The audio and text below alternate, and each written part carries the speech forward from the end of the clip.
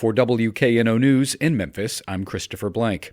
The Department of Justice is suing the state of Tennessee to stop enforcing a law that creates stiffer penalties for convicted sex workers who knowingly have HIV.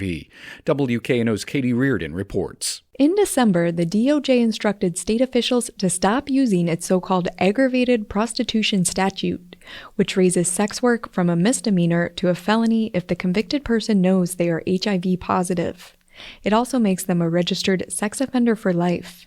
In a new lawsuit, the DOJ restates their argument that the 1991 law violates the Americans with Disabilities Act, which prohibits discrimination based on someone's HIV status.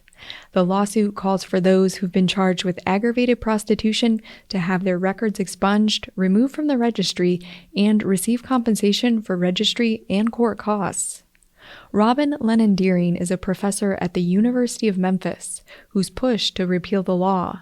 She says if the DOJ wins, it would be a long-sought victory for those currently on the registry who face stigma and restrictions on where they can live, work, and be around their families.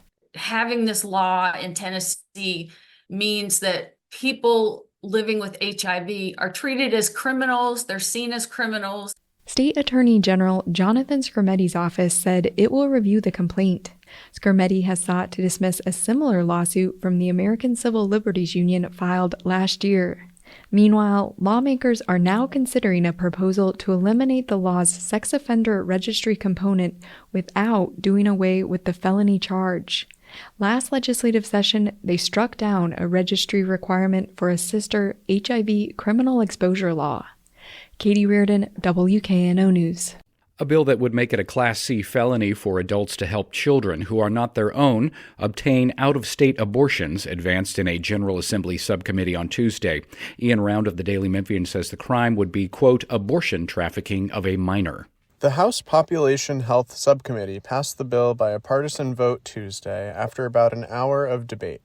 The bill applies to adults who are not the child's parents or legal guardians, including grandparents, siblings, aunts, and uncles. It also creates civil penalties, allowing the parent or guardian to sue the person who helped their child obtain an abortion for the, quote, wrongful death of an unborn child. For the Daily Memphian, I'm Ian Round.